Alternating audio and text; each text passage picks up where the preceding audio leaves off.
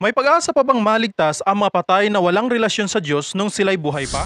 Welcome to the Gospel of Grace TV, the Soul Securing Ministry. Ito ang isa sa pinakamahalagang katanungan na dapat nating maunawaan.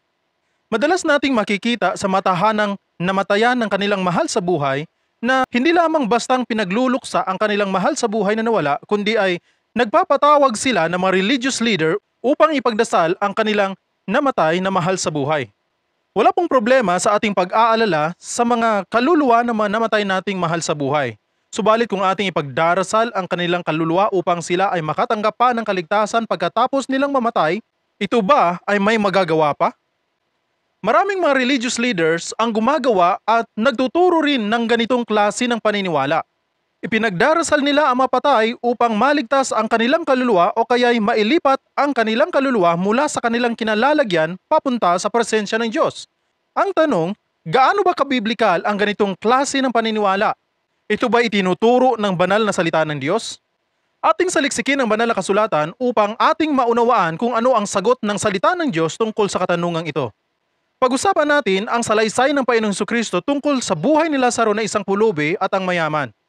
Ang dalawang karakter na ito na kinuwento ng Panginoong Jesucristo ay parihong namatay, subalit magkaiba ang kanilang napuntahang destinasyon. Si Lazaro ay napunta sa isang lugar kung saan ay nakasama niya ang isang tinaguriang ama ng pananampalataya na walang iba kundi ay si Abraham. Habang ang mayaman naman ay napunta sa lugar ng pagdurusa kasama ng mga di mananampalataya. Sabi sa Lucas chapter 16 verse 23 to 26, "At sa impyerno o Hades ay itiningin niya ang kanyang mga mata at natanaw sa malayo si Abraham at si Lazaro na nasa kanyang piling. At siya sumigaw at nagsabi, 'Amang Abraham, maawa ka sa akin at suguin mo si Lazaro upang itubog niya sa tubig ang dulo ng kanyang daliri at palamigin ang aking dila sapagkat naghihirap ako sa alab na ito.' Datapot sinabi sa kanya ni Abraham, 'Anak, alalahanin mo na ikaw ay tumanggap ng iyong mabubuting bagay sa iyong pamumuhay at si Lazaro sa gayon ding paraan ay masasamang bagay. Datapwat, ngayon ay inaaliw siya rito at ikaw naman ay nasa kahirapan. At bukod sa lahat ng ito, ay may isang malaking bangin na nakalagay sa pagitan namin at ninyo upang ang mga magnanais na tumawid mula dito hanggang sa inyo ay hindi makakatawid at gayon din naman walang makakatawid mula diyan hanggang sa amin." Quick clarification lamang, ayon sa pag-aaral, ang lugar na kinalagyan ni Lazaro at Abraham ay isang temporaryong lugar nung mga unang mga mananampalataya habang hinihintay ang pagpapako ni Kristo upang bayaran ang kasalanan ng lahat ng tao at sila ay makasama niya sa kanyang pag-akyat pagkatapos ng kanyang muling pagkabuhay. At ang kinaroroonan naman ng mayaman ay isang lugar na mapatay na di mananampalataya. Tinatawag ito sa King James Version 1611 na hell or impyerno, pagkat ito ay temporaryong lugar ng pagdurusa habang hinihintay nila ang final judgment at ililipat sa mas nakakatakot na pagdurusa sa lawang apoy. Para sa dagdag na kaalaman, muli natin itong pag-uusapan sa susunod nating mga topic.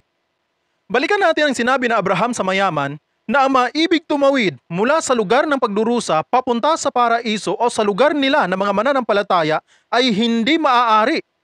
Ito po'y kapahayagan na kapag ang tao ay napunta na doon sa destinasyon ng kanyang kaluluwa pagkatapos niyang mamatay, ay hindi na makakalipat pa papunta sa presensya ng Diyos o sa piling ng mga mananampalataya kung siya ay hindi mananampalataya o hindi nagkaroon ng relasyon sa Diyos nung siya ay nabubuhay pa.